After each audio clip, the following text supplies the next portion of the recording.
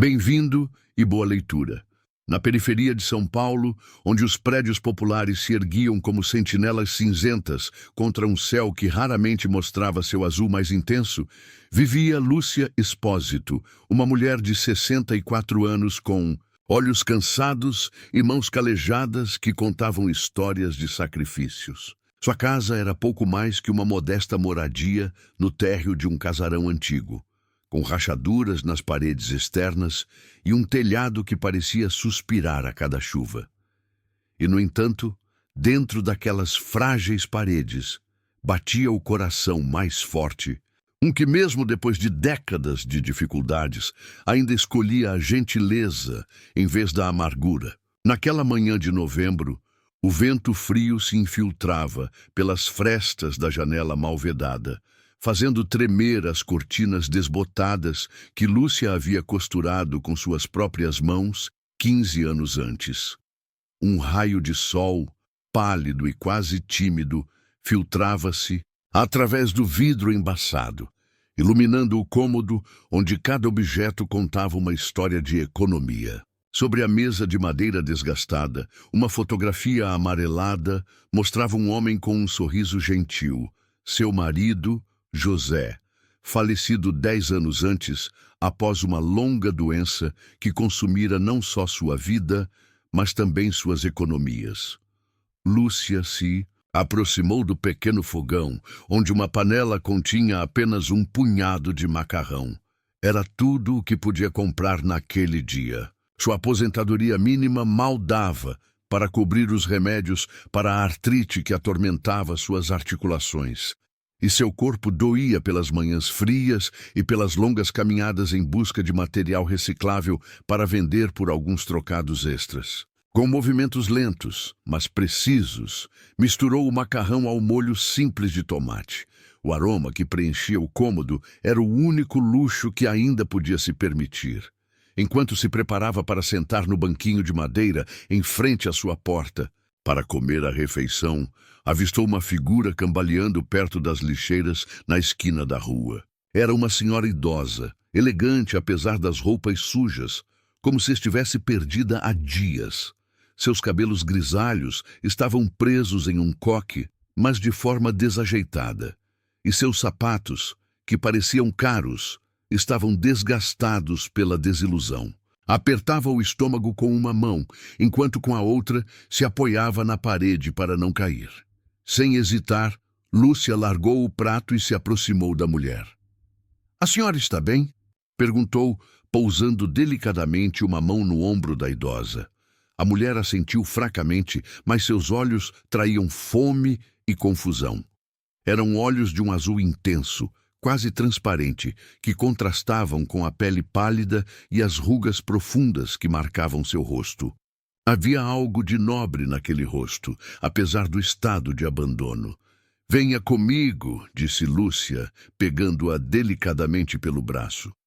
"Precisa descansar e comer alguma coisa." A mulher não protestou enquanto Lúcia a conduzia para sua modesta moradia. Uma vez lá dentro, ajudou-a a sentar na cadeira mais confortável, a única com uma almofada, que Lúcia usava nos dias em que a artrite doía muito. Então, sem dizer uma palavra, dividiu em dois sua já escassa refeição, servindo a porção maior para a desconhecida. "Coma, por favor", disse com gentileza. "Precisa de forças." A mulher, que mais tarde se apresentou como Eleonora, comeu lentamente, as mãos tremendo a cada garfada. Então, como se seu espírito tivesse se acalmado, olhou para Lúcia com os olhos marejados e sussurrou: "Que Deus a abençoe." Lúcia não sabia quem realmente era Eleonora.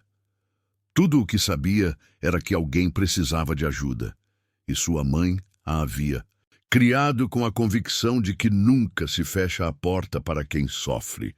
"De onde a senhora é?" perguntou Lúcia, enquanto despejava um pouco de água em um copo lascado. Eleonora olhou para fora da janela, como se estivesse tentando se orientar. Não sei ao certo. Meu filho. Preciso encontrar meu filho." "Tem um endereço? Um número de telefone?" A mulher balançou a cabeça. Eu tinha minha bolsa. Tinha tudo lá dentro. Mas alguém a levou, acho. Suas mãos elegantes, com unhas cuidadas apesar de tudo, tocaram nervosamente um colar de ouro escondido sob o vestido. Esta é a única coisa que me resta. Lúcia notou o gesto, mas não fez. Perguntas. Em um bairro como o dela, fazer muitas perguntas podia ser tão perigoso quanto não fazer nenhuma. Em vez disso, levantou-se e preparou sua cama, a única da casa, com lençóis limpos. A senhora vai dormir aqui hoje, disse com firmeza, que não admitia réplica. Amanhã vamos procurar seu filho. Naquela noite, Lúcia cobriu Eleonora com um cobertor e a deixou descansar em sua cama. Ela mesma se encolheu em um colchonete de palha no chão, orando silenciosamente pelo bem-estar de sua hóspede. No escuro do quarto, podia ouvir a respiração irregular de Eleonora, intercalada por pequenos gemidos, como se em seus sonhos estivesse procurando algo ou alguém que não conseguia encontrar. Quando o amanhecer se filtrou pela cortina, trazendo consigo a promessa de um novo dia, Lúcia acordou com um sobressalto. A cama estava vazia, nenhum bilhete, nenhuma palavra. Apenas uma leve marca no velho colchão e um perfume persistente de um perfume caro misturado com o cheiro da chuva. Sobre a cômoda, um lenço de seda com as iniciais EM, bordadas em um canto, era a única prova de que a misteriosa Eleonora não fora apenas um sonho. Lúcia pensou pouco nisso. Presumiu que a mulher havia voltado para sua família ou encontrado o caminho de volta para onde veio. A vida continuava e com ela a luta diária pela sobrevivência. Mas 3 dias depois, o mundo de Lúcia seria virado de cabeça para baixo. Era por volta do meio-dia, quando um homem de terno e gravata bateu em sua porta. Seus sapatos lustrosos contrastavam nitidamente com os degraus empoeirados. Lúcia abriu a porta com cautela, apertando instintivamente o roupão desbotado ao redor do corpo magro. Dona Lúcia Expósito? Perguntou o homem com voz profunda, mas gentil. Sim? Meu nome é Alberto Ferretti. Sou advogado e represento a família Moretti. Estou aqui a respeito da senhora Eleonora Moretti, a senhora que ajudou há alguns dias. O coração de Lúcia afundou. Ela estava em apuros? Eu não fiz nada de errado, só dei comida a ela. Ela estava faminta e... O homem levantou delicadamente uma mão. Fez muito mais do que isso, senhora. Deu a ela gentileza, deu a ela dignidade quando todos os outros a rejeitaram. A senhora Eleonora faleceu há 2 dias, mas antes de partir, contou ao filho o que a senhora fez. Os olhos de Lúcia se encheram de lágrimas. Ela morreu? Sim, disse o advogado em tom solene. Mas ela deixou algo extraordinário. Seu filho, um empresário muito rico, ficou tão comovido com sua compaixão que me pediu para realizar o último desejo de sua mãe: recompensá-la. Os joelhos de Lúcia tremeram. Sentou-se lentamente, agarrando-se à beira da mesa. O que a senhora quer dizer com recompensa? O advogado abriu uma maleta e tirou um documento. Dona Eleonora deixou parte de seu patrimônio, uma herança substancial. A senhora é agora a legítima proprietária de uma casa, de uma renda mensal e de um fundo instituído em seu nome para garantir que nunca mais passe fome. Lúcia balançou a cabeça incrédula, a mão voando para a boca. Não, deve haver um engano. Eu não fiz nada de especial. O advogado sorriu calorosamente. Exatamente, é isso que torna tudo especial. Ajudou sem esperar nada em troca. Deu sua última refeição para uma desconhecida e, em troca, uma família que tinha tudo escolheu retribuir. As lágrimas escorriam pelas bochechas de Lúcia. Por décadas, ela viveu em silêncio, esquecida pela sociedade, sobrevivendo com as sobras. E agora, por causa de um simples ato de gentileza, tudo era diferente. Se você está gostando da história, escreva 5 nos comentários e se inscreva para mais vídeos como este. Se não gostar, escreva 0. Me ajuda a criar conteúdo melhor para você. Continuemos. Nos dias seguintes, Lúcia permaneceu em estado de choque. Não conseguia acreditar no que estava acontecendo. O advogado Ferretti voltou várias vezes, trazendo documentos para assinar e explicando pacientemente cada detalhe da herança. Parecia irreal que a vida pudesse mudar tão drasticamente em tão pouco tempo. Em uma manhã chuvosa, o advogado acompanhou Lúcia para ver sua nova casa, uma modesta, mas bela casa, na periferia de São Paulo, em uma área residencial tranquila, onde as árvores frutíferas decoravam os jardins bem cuidados. A casa era térrea, perfeita para seus joelhos doloridos, com amplas janelas que deixavam entrar muita luz. Havia também um pequeno jardim, onde Lúcia imaginou imediatamente plantar tomates, manjericão e alecrim. "Esta é minha?" perguntou a voz trêmula enquanto tocava com reverência a parede externa da casa. "Completamente sua", confirmou o advogado. "E tem mais."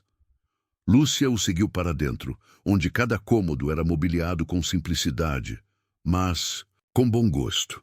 Na sala de estar, o advogado mostrou a ela outra surpresa, um retrato de Eleonora, elegante e sorridente, em uma moldura de prata. Dona Moretti era uma mulher muito amada, explicou o advogado. Viúva há muitos anos, vivia na grande mansão da família com seu filho, Marco Moretti, proprietário de uma das mais importantes redes hoteleiras do Brasil. Infelizmente, há alguns anos, sofria de demência. Naquele dia, ela escapou da supervisão da cuidadora e saiu de casa se perdendo. Ninguém a ajudou. Ninguém, exceto a senhora. Lúcia olhou para o retrato, reconhecendo finalmente aqueles olhos azuis intensos, agora luminosos e cheios de vida. Eu não sabia quem ela era. Era apenas uma pessoa em dificuldades. É exatamente esse o ponto, dona Expósito. Em um mundo onde muitas vezes olhamos para o outro lado, a senhora viu simplesmente um ser humano necessitado de ajuda. Enquanto o advogado continuava a explicar os detalhes práticos, a conta bancária, a aposentadoria complementar, as despesas já pagas para os próximos anos, Lúcia se sentiu sobrecarregada. Não estava acostumada a tanta generosidade, a tanta abundância. Por toda a vida, lutou, economizou, renunciou, e agora, de repente, não precisava mais se preocupar. Mas com a alegria veio também a dúvida. Sentada no sofá de sua nova casa, depois que o advogado foi embora, Lúcia se sentiu subitamente deslocada. As mãos calejadas pareciam inadequadas para tocar nos móveis elegantes. Os pés acostumados a caminhar em pisos frios e irregulares agora afundavam em tapetes macios. Quem era ela para merecer tudo isso? E o que faria agora? Naquela noite, de volta à sua antiga casa para recolher as poucas coisas que valorizava, Lúcia sentou na cama e chorou. Não eram apenas lágrimas de alegria, mas também de medo. O medo da mudança, o medo do desconhecido. Por 64 anos, ela havia vivido de uma certa maneira, seguindo uma rotina ditada pela necessidade. Agora, diante da liberdade de escolha, sentia-se perdida. Foi nesse momento que bateram à porta. Era Dona Carmela, sua vizinha, uma mulher robusta com o rosto marcado pelo sol e mãos grandes como pás, acostumada a lavar roupas alheias para ganhar a vida. "Lúcia, é verdade o que dizem? Que você herdou uma fortuna de uma rica senhora?" Lúcia assentiu, enxugando as lágrimas com o dorso da mão. "Santa Maria, eu sabia que você era uma santa. Sempre dizia para meu marido, aquela Lúcia tem um coração de ouro, e agora o céu te recompensou." Carmela a abraçou forte, quase a levantando do chão, apesar da artrite. "Mas por que você está chorando, boba? Deveria estar festejando." Não sei o que fazer, Carmela. Não sei como se vive assim. Carmela sentou-se ao lado dela, o sofá gemendo sob seu peso. Se vive como sempre viveu, com o coração. Só que agora pode ajudar mais. Pode respirar um pouco. Você merece, Lúcia. Depois de tudo que passou, depois de cuidar de seu marido, por tanto tempo sem nunca reclamar, depois de trabalhar até consumir os ossos. Isso é um presente do céu. As palavras da vizinha eram simples, mas profundas. Lúcia percebeu que a riqueza não precisava necessariamente mudar quem ela era, mas podia amplificar o que sempre havia feito: cuidar dos outros. Você tem razão, Carmela, disse finalmente, um novo propósito ganhando forma em seu coração. Recebi muito e agora posso dar mais. No dia seguinte, Lúcia começou a se mudar para sua nova casa, levando consigo não apenas os poucos objetos materiais que possuía, mas também a riqueza interior que nenhuma herança poderia conferir. A capacidade de ver além das aparências, de reconhecer a dignidade em cada ser humano. Enquanto colocava a fotografia de José na cômoda de seu novo quarto, sussurrou: "Vê, meu amor, o destino às vezes tem maneiras estranhas de compensar nossos sofrimentos. Mas não se preocupe, nunca esquecerei de onde vim." Com o passar dos dias, Lúcia começou a se acostumar com sua nova vida. O advogado Ferretti, que agora considerava um amigo, também a apresentou a Marco Moretti, o filho de Eleonora. Era um homem na casa dos 50, alto e distinto, com os mesmos olhos azuis de sua mãe, mas com uma sombra de tristeza que parecia nunca abandoná-lo. "Minha mãe era tudo para mim", confidenciou ele durante sua primeira conversa, sentados no jardim da nova casa de Lúcia. "Depois que meu pai morreu, quando eu tinha apenas 12 anos, foi ela quem assumiu a empresa da família, quem a fez crescer, quem me garantiu um futuro. Era uma mulher extraordinária, forte, inteligente. Ver sua mente se deteriorar nos últimos anos foi devastador." Lúcia escutava em silêncio, respeitando a dor do homem. "Sabe o que mais me atormenta, dona Expósito? O fato de que, no momento de necessidade, minha mãe encontrou conforto não no luxo que eu podia oferecer, mas na simplicidade da sua gentileza. Eu podia dar tudo a ela, e mesmo assim não consegui dar o que ela realmente precisava. Não deve se culpar", disse Lúcia docemente. "O amor assume muitas formas. O Senhor fez o seu melhor." Marco balançou a cabeça. "Dediquei minha vida a construir um império, a ganhar sempre mais, convencido de que essa era a forma de honrar o sacrifício de minha mãe. Mas no final, quando ela se perdeu, ninguém a ajudou. Ninguém, exceto a senhora, que não tinha nada a oferecer além de uma refeição e uma cama." Algo surgiu na mente de Lúcia. Uma ideia que tomou forma lentamente, como uma semente que germina. "Talvez", disse cautelosamente, "a verdadeira forma de honrar a memória de sua mãe não seja apenas lembrá-la, mas continuar a corrente de gentileza que ela iniciou." Marco a olhou com curiosidade. "O que a senhora quer dizer?" "Quero dizer que se sua mãe encontrou conforto na simplicidade de um gesto de cuidado, talvez muitos outros o encontrassem. Talvez pudéssemos criar um lugar onde os idosos, sozinhos ou doentes, pudessem encontrar não apenas assistência material, mas também calor humano." Os olhos de Marco se iluminaram pela primeira vez. "Está falando de uma fundação?" "Não, sei como se chamaria legalmente", admitiu Lúcia com um sorriso tímido. "Só sei que neste bairro há muitos idosos esquecidos pelas suas famílias ou que não têm ninguém, e sei que uma refeição quente e uma palavra gentil podem fazer a diferença." Foi assim que, de um gesto de pura humanidade, nasceu um projeto maior. Marco Moretti colocou à disposição os recursos econômicos e as competências de gestão, enquanto Lúcia contribuiu com sua experiência de vida e sua infinita capacidade de ouvir. Juntos, começaram a projetar o que se tornaria o Centro Eleonora Moretti para idosos sozinhos. Enquanto isso, a notícia da repentina riqueza de Lúcia se espalhou rapidamente no velho bairro. Alguns disseram que era sorte, outros que era um milagre, mas Lúcia sabia em seu coração que não era nenhum nem outro. Era graça. Mas como toda mudança repentina, também essa trouxe consigo algumas complicações. Mas o que acontecerá quando alguém do passado de Lúcia reaparecer, pondo em questão não apenas sua nova vida, mas também suas convicções mais profundas? Em uma manhã de primavera, enquanto Lúcia estava plantando as primeiras mudas de tomate em seu jardim, uma sombra se estendeu sobre o canteiro. Levantando o olhar, encontrou diante de si um rosto que não via há quase 30 anos. Seu irmão, Paulo. "Finalmente te encontrei, maninha", disse o homem, um sorriso que não alcançava os olhos. "Soube que agora está rica."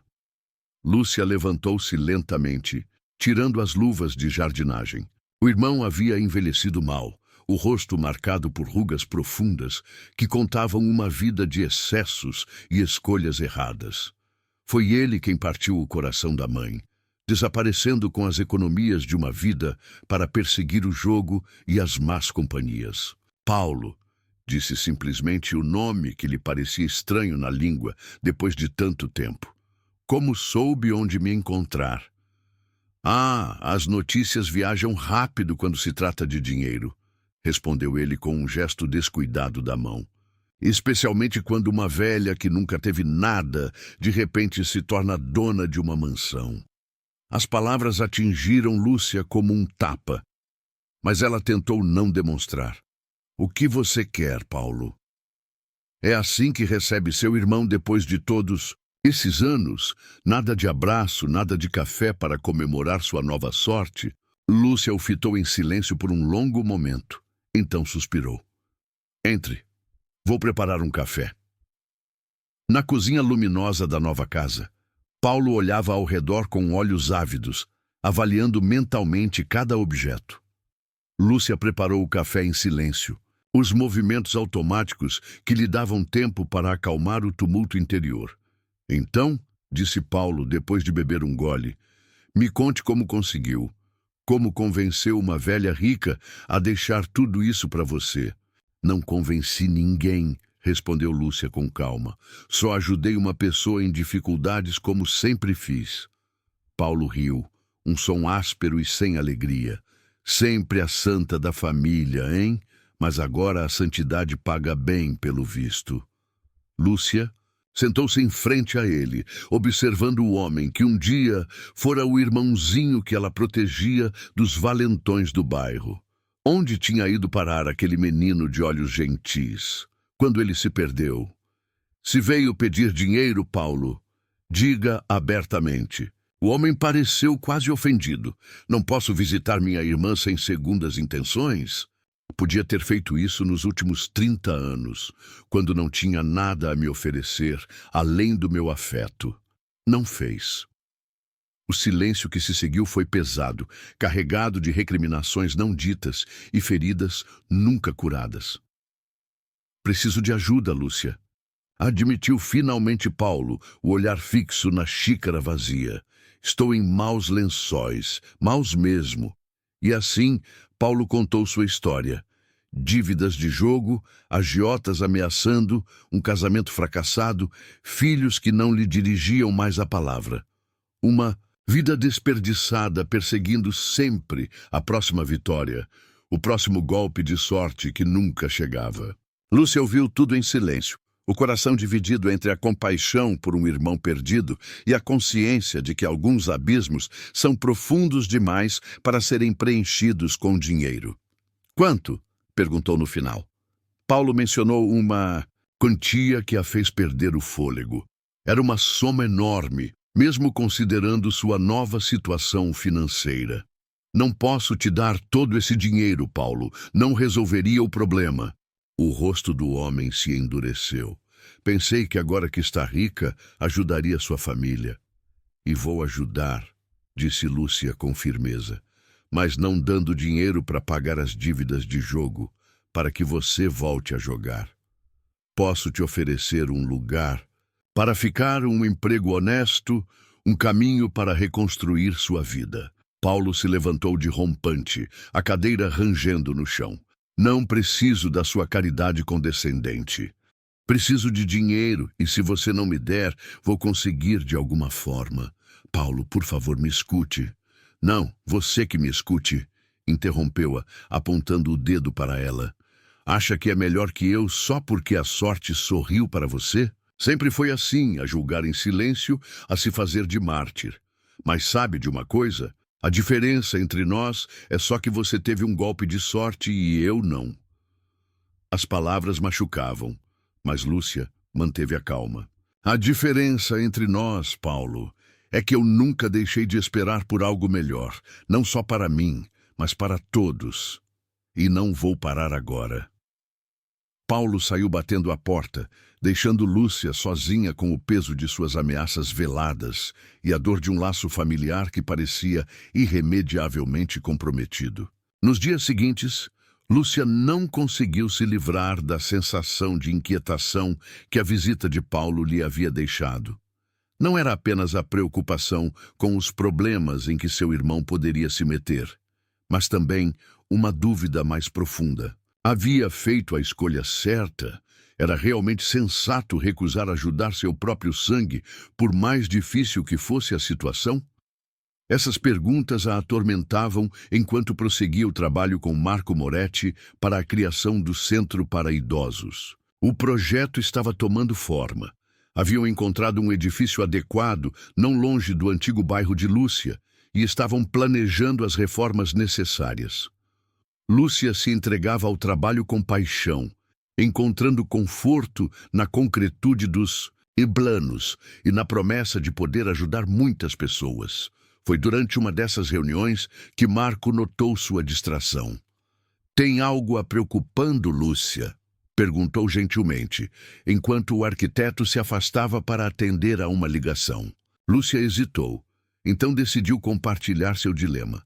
Marco escutou com atenção, sem interromper, o rosto cada vez mais pensativo. "Sabe, Lúcia", disse quando ela terminou, "minha mãe tinha um ditado. A generosidade não é dar tudo a todos, mas dar o certo a cada um. Acredito que sua situação com seu irmão seja um exemplo perfeito desse princípio." "O que o senhor quer dizer?" "Quero dizer que ajudar nem sempre significa dizer sim a todos os pedidos. Às vezes, a verdadeira ajuda está no discernimento, em entender do que a pessoa realmente precisa, não apenas o que deseja no imediato." Lúcia refletiu sobre essas palavras. "Então, o senhor acha que fiz a escolha certa?" "Acho que a senhora está tentando fazer a escolha mais amorosa, que nem sempre é a mais fácil ou a mais evidente." A conversa com Marco deu a Lúcia uma nova perspectiva. Talvez houvesse um jeito de ajudar Paulo sem alimentar sua dependência do jogo. Talvez pudesse oferecer a ele um caminho para a redenção, se ele escolhesse aceitá-lo. Com essa nova determinação, Lúcia pediu ao advogado Ferretti que a ajudasse a rastrear Paulo. Não foi fácil, porque seu irmão parecia mudar constantemente de residência, provavelmente para escapar dos credores. Mas no final, conseguiram encontrá-lo em um pequeno hotel na periferia de São Paulo. Lúcia decidiu ir pessoalmente, acompanhada do advogado por segurança. Quando Paulo abriu a porta do quarto de hotel, parecia ter envelhecido 10 anos em relação à última vez que ela o vira, apenas algumas semanas antes. Os olhos estavam fundos, a barba por fazer, as roupas amassadas. "Veio se divertir com o espetáculo da minha ruína?" perguntou com amargura. "Não, Paulo. Vim te oferecer uma alternativa." Lúcia explicou sua proposta. Não lhe daria o dinheiro para pagar as dívidas de jogo, mas estava disposta a arranjar-lhe uma moradia segura e um emprego no novo centro para idosos. Em troca, ele deveria se comprometer com um programa de recuperação para a dependência do jogo e aceitar que parte de seu salário fosse diretamente para pagar as dívidas, através de um plano administrado pelo advogado Ferretti. Por quê? Faria isso? Perguntou Paulo desconfiado, mas com um lampejo de esperança nos olhos. Depois de tudo que eu te fiz? Porque você é meu irmão, respondeu simplesmente Lúcia. E porque acredito que todos merecem uma segunda chance. Paulo pareceu lutar consigo mesmo por um longo momento, então lentamente assentiu. Não vai ser fácil, admitiu. Eu sei, mas você não estará sozinho. Naquele momento algo se quebrou em Paulo. Talvez fosse o orgulho, talvez fosse a fachada de dureza que havia mantido por tanto tempo. Sentou-se na cama desarrumada e pela primeira vez desde que era criança, Lúcia o viu chorar. Sinto muito, soluçou. Sinto muito por tudo. Lúcia sentou-se ao lado dele e, com cautela, colocou um braço em volta de seus ombros. Não disse que estava tudo bem, porque não estava. Não disse que o passado não importava, porque importava. Disse apenas, podemos começar daqui. Enquanto voltavam para a casa de Lúcia, o advogado Ferretti expressou sua admiração por como ela lidou com a situação. A senhora tem um dom. Dona Espósito, sabe ver o bem nas pessoas, mesmo quando está enterrado muito fundo. Lúcia sorriu tristemente. Não é um dom, é experiência. Quando você lutou contra seus demônios, aprende a reconhecer os dos outros. O advogado a olhou. Com curiosidade, que demônios a senhora teve que enfrentar, Dona Espósito? Lúcia olhou para fora da janela, observando o panorama da cidade que passava. Depois da morte de José, passei por um período muito escuro. Não tinha apenas perdido meu marido, mas também todas as nossas economias com os cuidados dele. Me sentia sozinha, desesperada. Por um tempo, encontrei consolo no vinho. Era a única coisa que acalmava a dor, que me permitia dormir sem acordar chorando. Fez uma pausa, os olhos distantes. Levou tempo para entender que estava caindo em um abismo, e mais tempo ainda para encontrar a força de subir. Como a senhora conseguiu? Perguntou o advogado com sincero interesse. Um dia, uma vizinha me pediu para cuidar de sua filha por algumas horas. Aquela menina tinha 5 anos e um sorriso que iluminava o quarto. Me fez perceber que, apesar de tudo, ainda havia beleza no mundo, ainda havia motivos para seguir em frente. Naquele dia, joguei todas as garrafas na pia e prometi a mim mesma que encontraria outra maneira de lidar com a dor. O advogado assentiu com respeito. E assim a senhora entende seu irmão. Entendo, sim. Mas compreensão não significa aceitação. Sei que o caminho para ele será difícil. Sei também que pode fracassar, mas não posso não tentar. Nas semanas seguintes, Lúcia se dedicou com todas as suas forças a 2 projetos paralelos. O Centro para Idosos, que estava tomando forma dia após dia, e a reabilitação de Paulo. Não foi fácil. Seu irmão teve momentos de rebelião, de raiva, de autopiedade. Às vezes, parecia prestes a abandonar tudo, a voltar aos velhos hábitos. Mas também havia algo de novo nele. Um desejo genuíno de mudança. Uma faísca de determinação que crescia lentamente. O Centro Eleonora Moretti foi concluído no outono, bem na época em que as folhas das árvores começavam a ficar avermelhadas e douradas. Era um edifício luminoso, com grandes janelas e um jardim interno onde os idosos podiam passear e socializar. Havia salas comuns para atividades recreativas, uma pequena biblioteca e até mesmo uma horta onde quem quisesse podia cultivar verduras e ervas aromáticas. No dia da inauguração, Lúcia acordou ao amanhecer, emocionada demais para dormir. Preparou-se com cuidado, vestindo um vestido azul que Marco lhe dera de presente para a ocasião, e dirigiu-se ao centro com bastante antecedência. Queria estar lá para receber pessoalmente os primeiros hóspedes. O prefeito de São Paulo cortou a fita entre os aplausos, fazendo um discurso sobre solidariedade e a importância de cuidar dos mais vulneráveis. Marco falou com emoção de sua mãe e de como seu último ato de vida havia inspirado este projeto. Depois foi a vez de Lúcia. Nunca à vontade diante de multidões, aproximou-se do microfone com trepidação. Mas quando começou a falar, sua voz encontrou uma força que não sabia possuir. "Não sou boa com palavras bonitas", começou, "mas sei o que significa sentir-se só, esquecido. Sei o que é perguntar-se se alguém notaria minha falta. E sei também que um simples gesto de gentileza pode mudar tudo." Este centro não é apenas um lugar onde os idosos podem encontrar assistência material. É um lugar onde podem encontrar respeito, dignidade, atenção, onde podem se sentir parte da comunidade ainda importantes. Olhando para a multidão, viu Paulo em pé no fundo, de terno e gravata, limpo e sóbrio.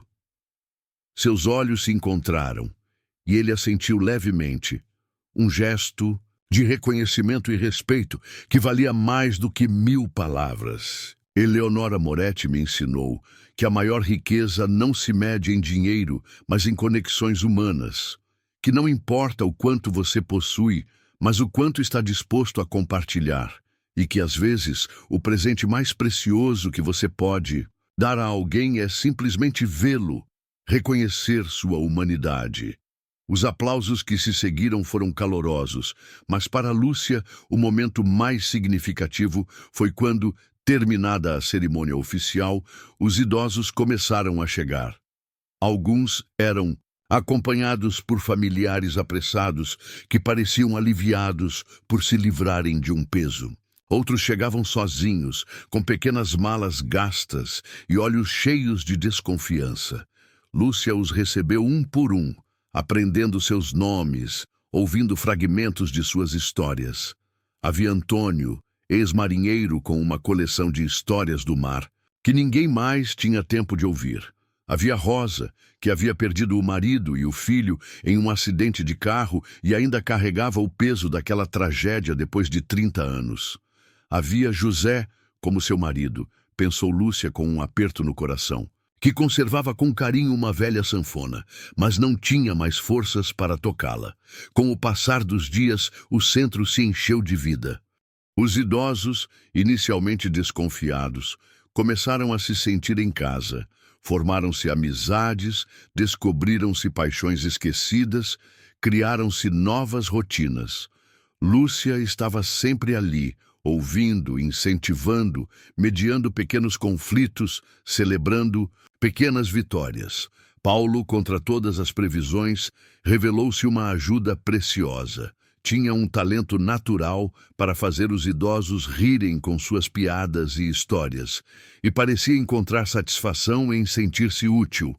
Claro, ainda havia dias difíceis, momentos em que a tentação do jogo se fazia sentir, mas lentamente, passo a passo, estava reconstruindo sua vida. Uma noite, enquanto fechavam o centro após um dia particularmente intenso, Paulo se aproximou de Lúcia. "Recebi uma carta hoje", disse, com uma mistura de nervosismo e excitação. "De minha filha, Chiara. Ela quer me ver." Lúcia sorriu, sinceramente, feliz por ele. "É maravilhoso, Paulo. É assustador", admitiu ele. "Já se passaram 10 anos. Ela era só uma criança da última vez que a vi. E agora é uma mulher. Nem sei o que dizer a ela. Você vai dizer a verdade, que errou, que está tentando mudar, que não passa um dia sem que pense nela." Paulo assentiu, os olhos marejados. "Acha que ela pode me perdoar?" "Não sei", respondeu honestamente Lúcia. "Mas sei que ela merece a chance de escolher, e você merece a chance de pedir perdão." Enquanto voltavam para casa juntos, Paulo agora morava em um pequeno apartamento, não muito longe de Lúcia. Ambos estavam em silêncio, imersos em seus próprios pensamentos. Ainda era estranho para Lúcia ter o irmão de volta em sua vida depois de tantos anos de separação. Havia cicatrizes que provavelmente nunca sarariam completamente, palavras que não poderiam ser retiradas, anos que não poderiam ser recuperados. Mas também havia essa nova conexão, frágil, mas real, uma ponte construída sobre alicerces de perdão e esperança. Passando em frente a um parque, notaram uma senhora idosa sentada sozinha em um banco, o olhar perdido no vazio. Sem precisar conversar, ambos pararam e se aproximaram dela. "Boa noite, senhora", disse Lúcia gentilmente. "Tudo bem?" A mulher estremeceu ligeiramente, como se despertasse de um sonho. "Oh, sim, sim, obrigada. Só estava aproveitando o ar fresco." Mas seus olhos contavam outra história. "Se não se importar com a companhia", disse Paulo, "podemos sentar aqui com a senhora por um tempo. Está uma noite agradável, não acha?" A mulher pareceu surpresa, então um pequeno sorriso iluminou seu rosto marcado pelo tempo. "Sim, está uma bela noite. E um pouco de companhia.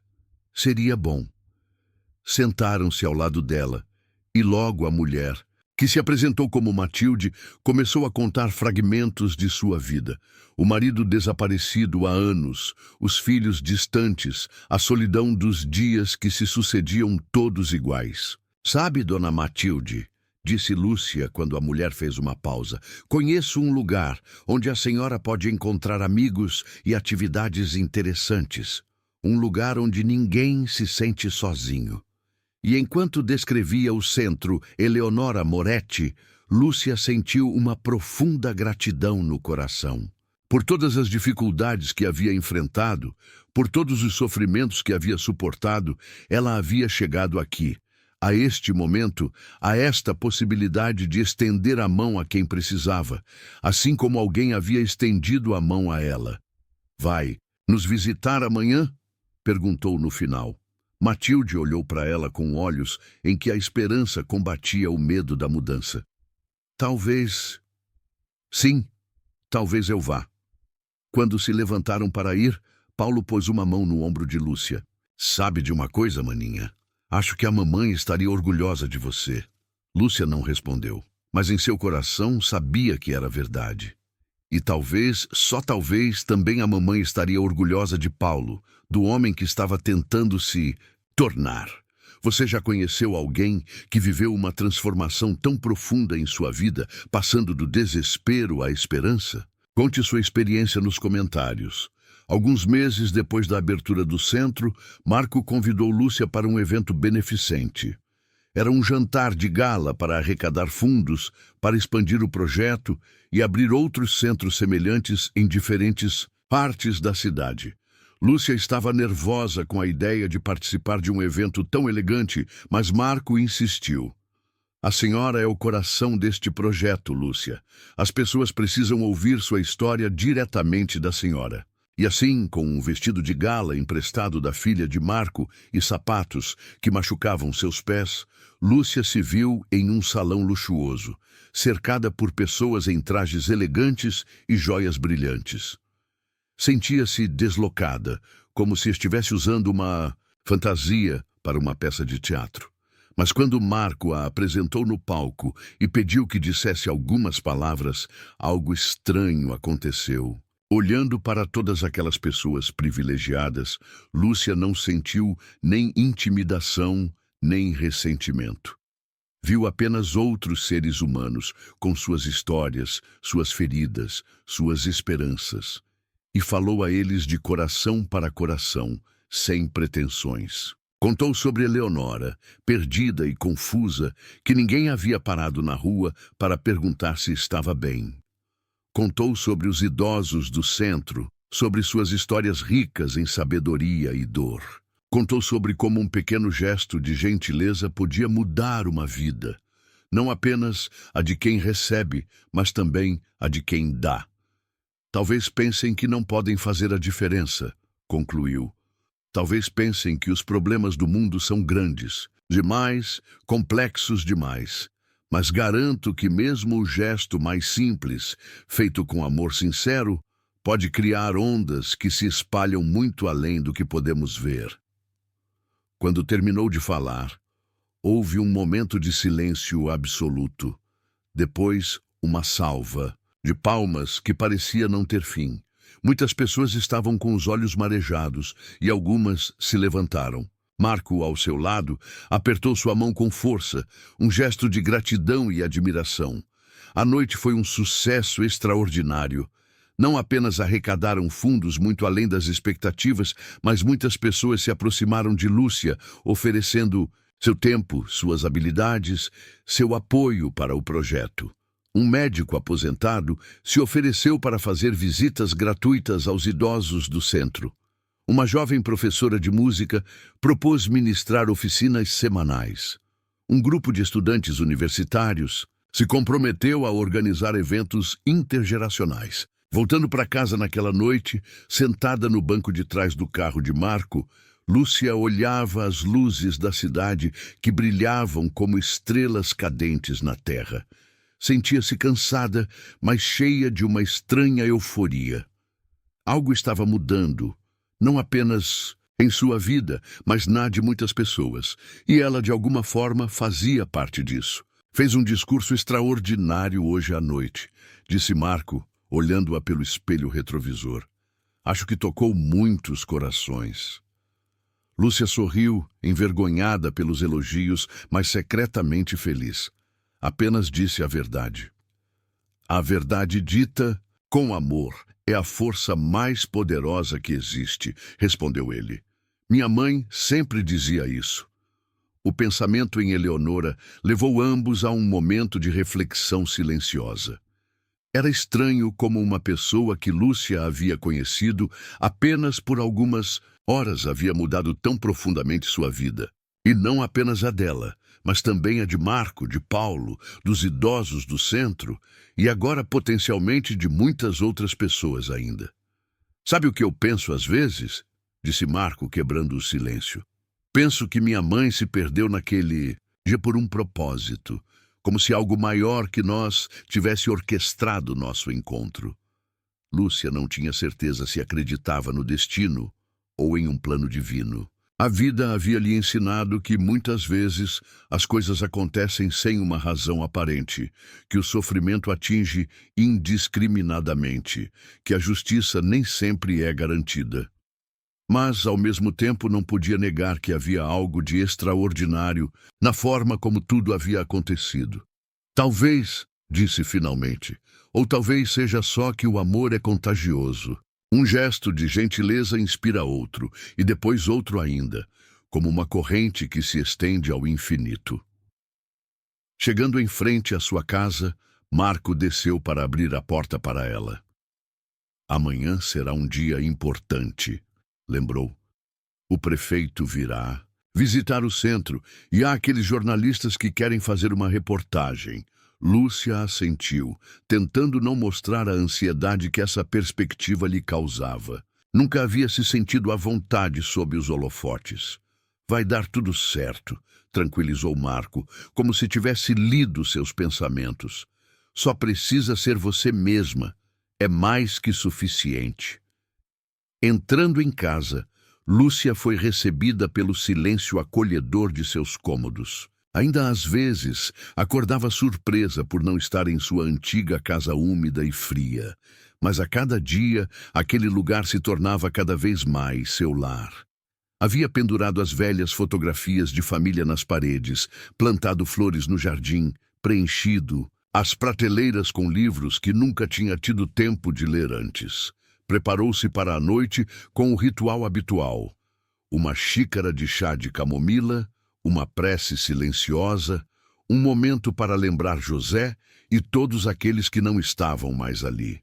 Enquanto se deitava, um pensamento a atingiu. Estava feliz. Não de uma felicidade eufórica ou barulhenta, mas de uma felicidade quieta e profunda, enraizada na consciência de fazer algo significativo com sua vida. No dia seguinte, o centro fervilhava de atividades. Os idosos, informados da visita importante, estavam todos vestidos com particular cuidado. Paulo havia organizado um pequeno coral que cantaria algumas canções tradicionais.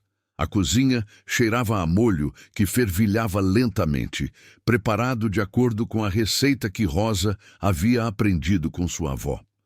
Quando o prefeito chegou, acompanhado por assessores e jornalistas, Lúcia o recebeu com simplicidade e dignidade.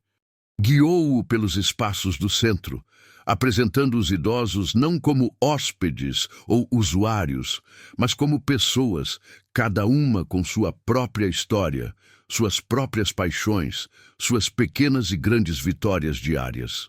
O prefeito pareceu genuinamente tocado. Este é exatamente o tipo de iniciativa de que nossa cidade precisa, declarou diante das câmeras. Um lugar onde a dignidade das pessoas idosas é respeitada e celebrada, onde a comunidade cuida de seus membros mais vulneráveis. Os jornalistas tiravam fotos e faziam perguntas, alguns para os idosos visivelmente emocionados com a atenção recebida, outros para Paulo e os outros colaboradores do centro. Uma jovem repórter se aproximou de Lúcia. Dona Lúcia, o que a senhora sente em passar de uma condição de pobreza a ser a fundadora de um projeto tão importante? A pergunta pegou Lúcia de surpresa. Nunca havia pensado em si mesma como uma fundadora. Considerava-se simplesmente uma pessoa que tentava fazer o bem com os meios que lhe foram dados. Sinto-me grata, respondeu após um momento de reflexão. Grata por esta oportunidade de retribuir algo à vida depois de ter recebido tanto. E o que diria a quem se encontra na situação em que a senhora estava antes? A quem luta todos os dias para sobreviver? Lúcia olhou para a jovem nos olhos, vendo uma sincera curiosidade. Diria para nunca perder a esperança, para lembrar que o valor de uma pessoa não se mede pelo que possui, mas pelo que está disposto a compartilhar. E que, às vezes, no momento mais sombrio, uma luz inesperada pode aparecer. A visita se encerrou com o coral de idosos cantando o Sole Mio, as vozes trêmulas, mas cheias de orgulho. O prefeito prometeu seu apoio para a expansão do projeto, e os jornalistas garantiram que dariam amplo espaço à história em suas reportagens. Naquela noite, depois que todos foram embora e o centro voltou à sua rotina tranquila, Lúcia sentou-se no jardim com Paulo. Era uma noite amena, com um céu extraordinariamente estrelado para ser em plena cidade. Acreditaria, disse Paulo, olhando para as estrelas, se alguém dissesse há 1 ano que estaríamos aqui assim? Lúcia balançou a cabeça com um sorriso. A vida é cheia de surpresas. Nem todas são boas como esta, porém. Não, nem todas. Lúcia pensou em José, em sua longa doença, na dor de vê-lo definhar lentamente. Pensou nas noites sem dormir na velha casa fria, na dificuldade de se manter com uma aposentadoria mínima. Pensou na solidão, na sensação de invisibilidade que muitas vezes acompanha a velhice e a pobreza. Mas talvez sejam as dificuldades que nos preparam para apreciar os momentos de alegria. Paulo permaneceu em silêncio por um tempo. Então, disse, conversei com Chiara hoje. Ela disse que virá me visitar no próximo fim de semana. É maravilhoso, Paulo. Estou aterrorizado, admitiu ele. E se ela me odiar? E se eu não conseguir ser o pai que ela precisa? Lúcia pegou em sua mão, uma mão que outrora fora forte e segura, e que agora mostrava os sinais da dureza da vida. O amor nunca é perfeito, Paulo. É feito de tentativas, de erros, de quedas e recomeços. O importante é que você esteja presente, que você esteja disposto a tentar. Seu momento de intimidade foi interrompido pela chegada de Marco, que pareceu surpreso em encontrá-los ainda ali. Desculpe, Lúcia, não queria incomodar. Pensei que já tivesse ido para casa. Não, estava apreciando um pouco de paz depois deste dia intenso, respondeu ela. Junte-se a nós. Há lugar para todos. Marco hesitou por um instante, então sentou-se ao lado deles, afrouxando ligeiramente a gravata. Por um tempo, os três permaneceram em silêncio, olhando para o céu e ouvindo os sons noturnos da cidade. Os jornalistas adoraram a história, disse finalmente Marco. Dizem que vai ao ar no telejornal de amanhã à noite. E já há vários pedidos de entrevistas de revistas e outros meios de comunicação. Lúcia suspirou. Não tinha certeza se estava pronta para toda essa atenção. Não quero me tornar uma celebridade. Só quero continuar o trabalho que estamos fazendo aqui. Eu sei, tranquilizou Marco. Mas sua história, Lúcia, pode inspirar muitas pessoas. Pode mudar percepções. Pode abrir corações. Minha irmã sempre foi assim, interveio Paulo, com um sorriso afetuoso. Faz coisas extraordinárias e depois se surpreende quando alguém nota. Marco olhou para Lúcia com uma expressão que ela não conseguiu decifrar. Havia admiração, certamente, mas também algo mais pessoal, mais profundo. Sabe, disse ele lentamente, no começo pensei que este projeto fosse minha forma de honrar a memória de minha mãe, mas agora percebo que é muito mais. Tornou-se uma missão, um novo propósito em minha vida. E isso é graças a você, Lúcia. Lúcia sentiu as bochechas corarem e foi grata pela penumbra que escondia seu embaraço. Não estava acostumada a receber elogios, especialmente de um homem como Marco, que representava um mundo tão diferente do seu. O mérito é de todos nós, disse simplesmente. A conversa mudou para projetos futuros, ideias para melhorar o centro, possibilidades de expansão. Paulo, surpreendentemente, tinha muitas ideias práticas e criativas, e Marco o escutava com genuíno interesse. Lúcia observava os dois homens interagirem, impressionada com como a vida os havia levado, a todos os três, por caminhos tão diferentes, a este ponto de encontro. Quando finalmente se levantou para ir, Marco se ofereceu para acompanhá-la em casa. Não é necessário, protestou Lúcia. É só a poucos quarteirões daqui. Insisto, disse ele com um sorriso gentil. Paulo olhou para eles com uma expressão divertida. Vou indo. Prometi à Rosa que passaria para pegar os remédios dela na farmácia amanhã cedo. Boa noite para vocês dois. Enquanto caminhavam pelas ruas tranquilas do bairro, Lúcia sentiu uma incomum tensão no ar. Marco parecia querer dizer algo, mas não encontrava as palavras. Há algo a preocupando? Perguntou finalmente Lúcia. Marco balançou a cabeça. Não, de forma alguma. É só que tenho refletido muito ultimamente sobre minha mãe, sobre o centro, sobre tudo o que aconteceu e sobre a senhora, Lúcia. Lúcia sentiu o coração acelerar. Sobre mim? Sim. Sobre como sua presença mudou minha vida. Antes que minha mãe a conhecesse, eu estava completamente absorvido pelo trabalho, pelos números, pelas aquisições. Vivia em uma bolha de privilégios, sem realmente ver o mundo ao meu redor. A senhora abriu meus olhos, Lúcia.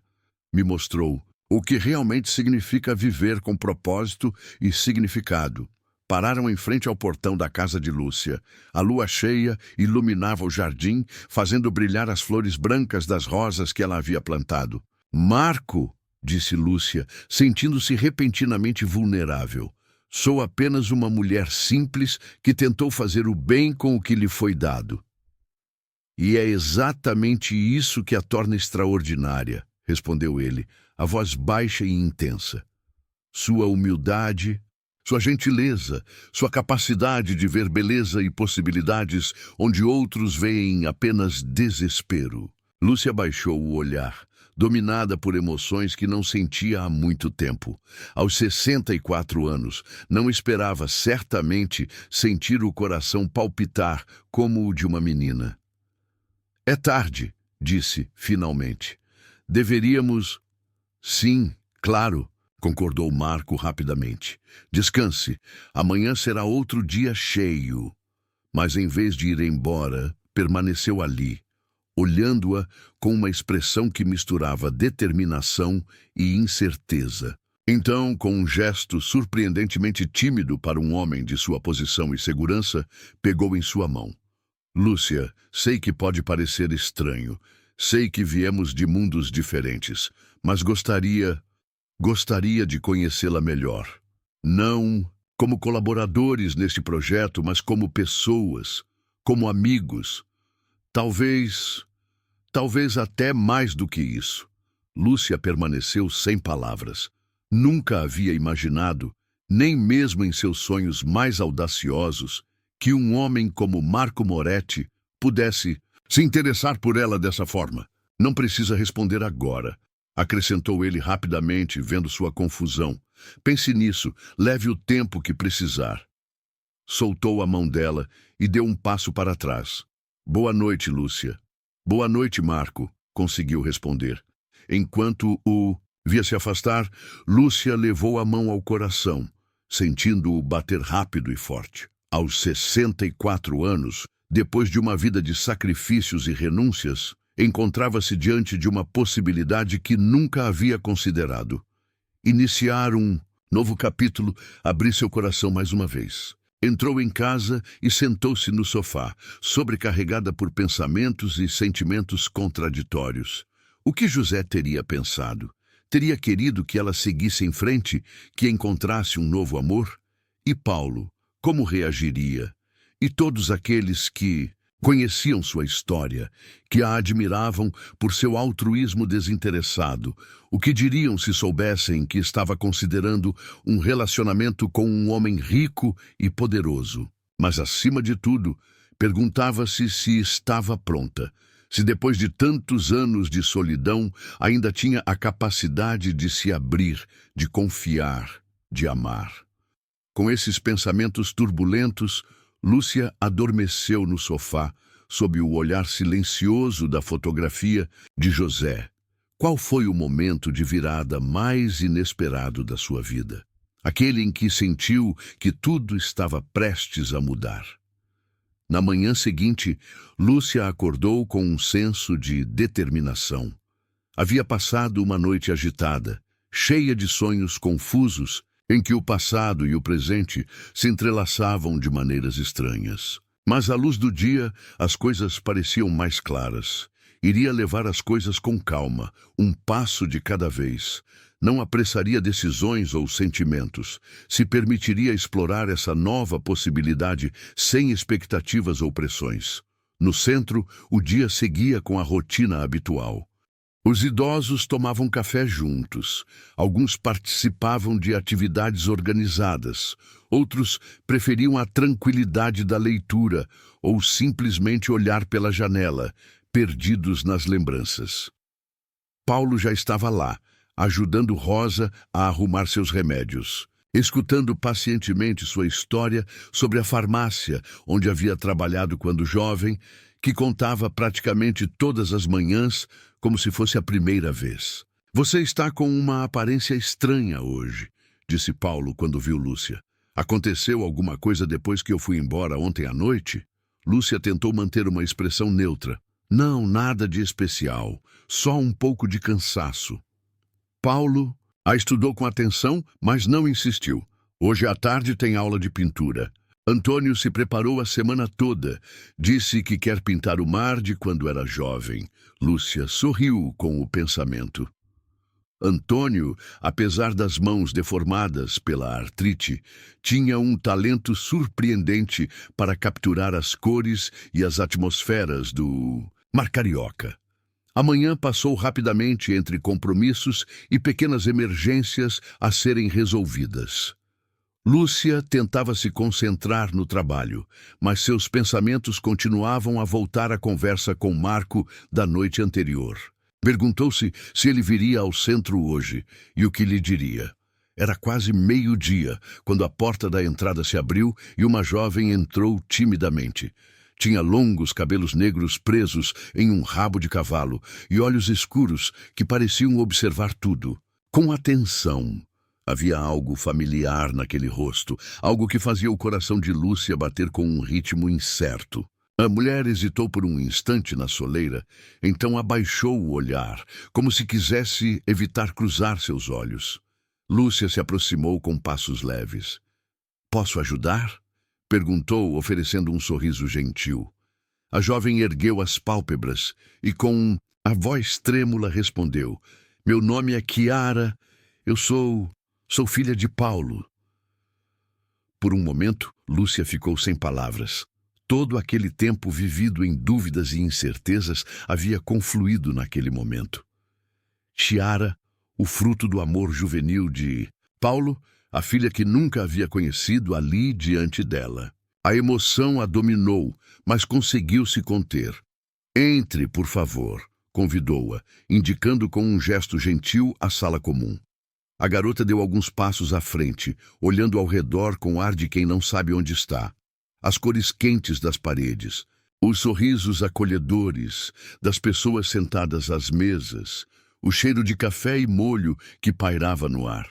Era um mundo distante daquele que havia imaginado, estando ali. Paulo, alertado pela voz de Lúcia, apareceu na soleira da porta.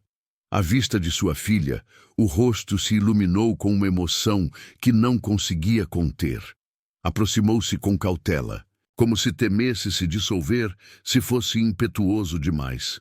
"Chiara", disse com a voz embargada. "É você mesmo?" A garota assentiu, enquanto uma lágrima sulcava sua bochecha. Paulo estendeu a mão e a apertou, como para se certificar de que era real.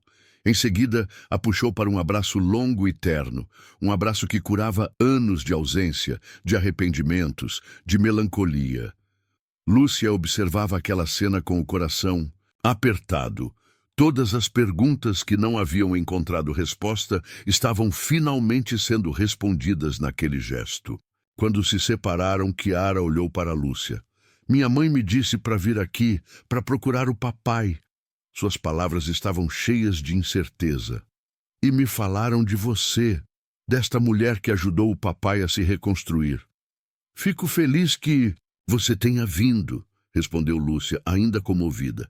"Aqui você encontrará seu pai e serenidade. Quer se sentar?" Chiara sentou-se perto de uma mesa, com Paulo ao seu lado. Lúcia chamou uma operadora que trouxe 2 xícaras de chá quente. No silêncio daquele momento, sentia-se o eco de tantas histórias não contadas. Depois, com voz calma, Paulo começou a falar. "Chiara, sei que errei. Não há desculpas para o abandono. Não defendi minha honra de pai. Escolhi o caminho mais fácil. Sinto muito mais do que qualquer outra coisa." Balançou a cabeça com pesar sincero. "Perdi anos preciosos, e esse vazio pesou sobre ambos." Chiara escutava em silêncio, olhando para o pai com os olhos acesos de emoção.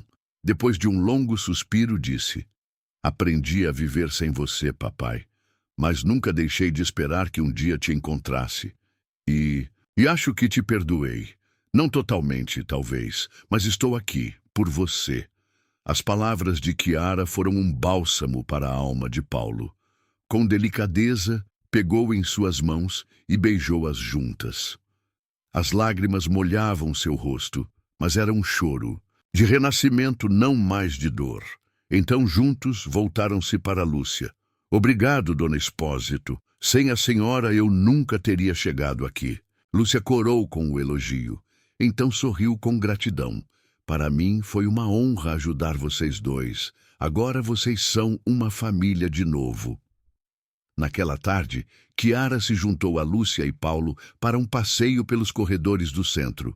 Ambos apresentaram os idosos que frequentavam as atividades, Antônio com sua sanfona tocando notas melancólicas, Rosa com seu sorriso gentil, Matilde que saudou a garota com olhos marejados. Cada encontro era uma pequena festa de humanidade reencontrada, e Chiara ficou surpresa com a serenidade que reinava ali dentro.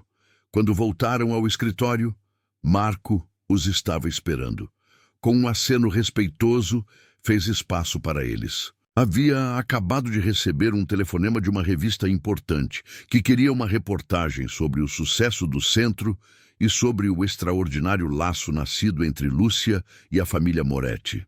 "Espero que não se importem", disse Marco com um sorriso caloroso.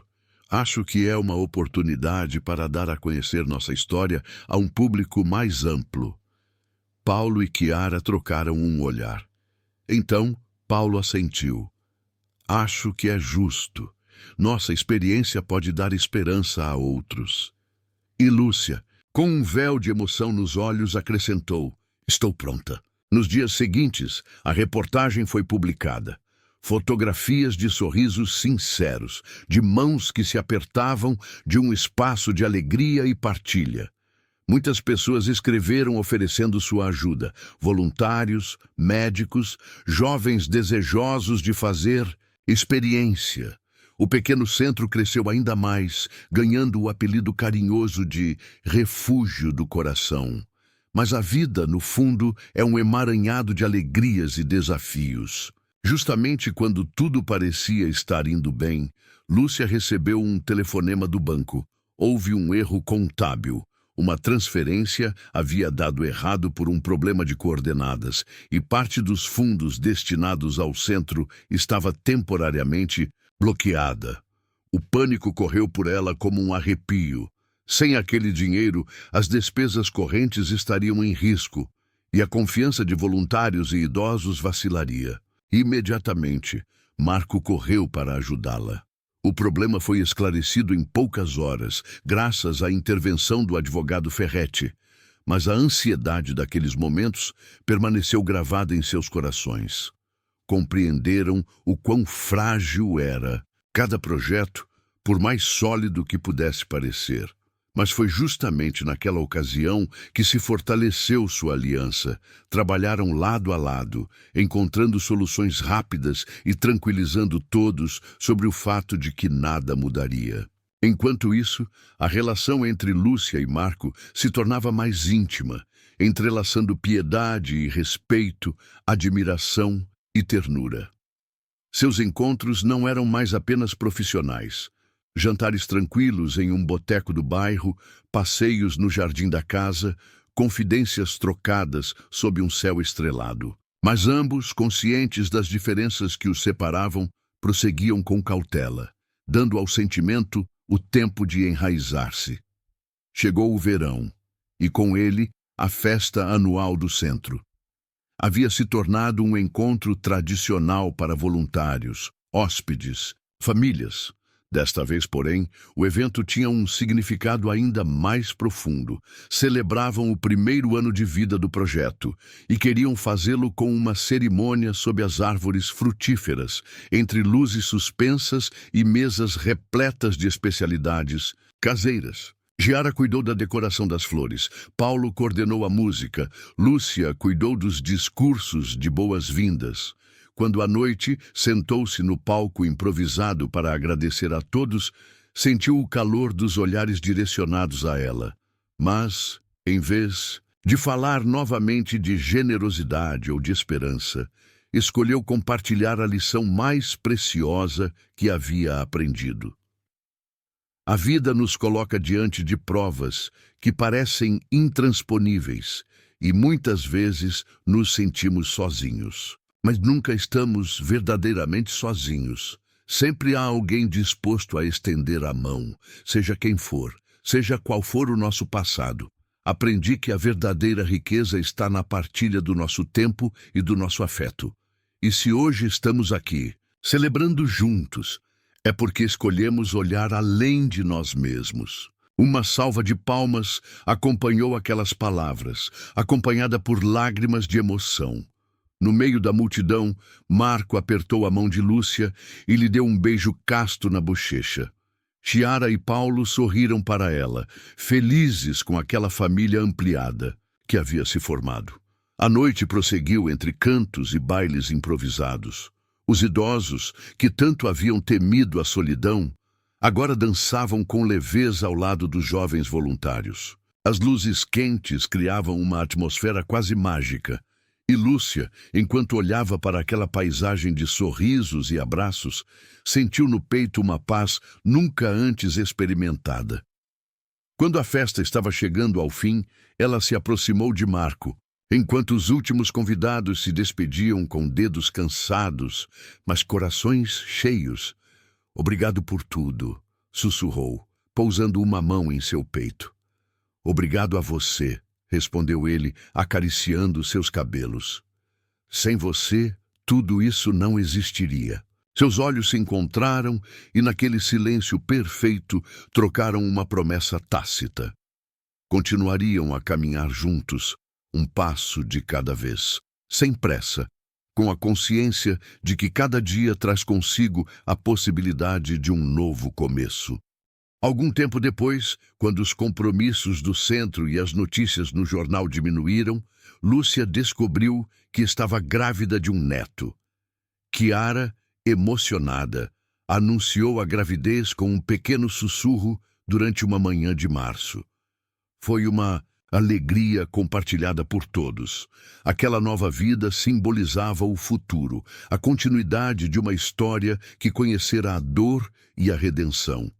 E assim, enquanto a primavera se abria em uma explosão de flores brancas e amarelas, a casa de Lúcia ressoava com novas vozes, passos hesitantes, risadas de crianças, sonhos sussurrados no escuro. O centro continuava a crescer, mas o verdadeiro lar era ali, no coração de uma mulher que havia acreditado na gentileza até mudar o destino.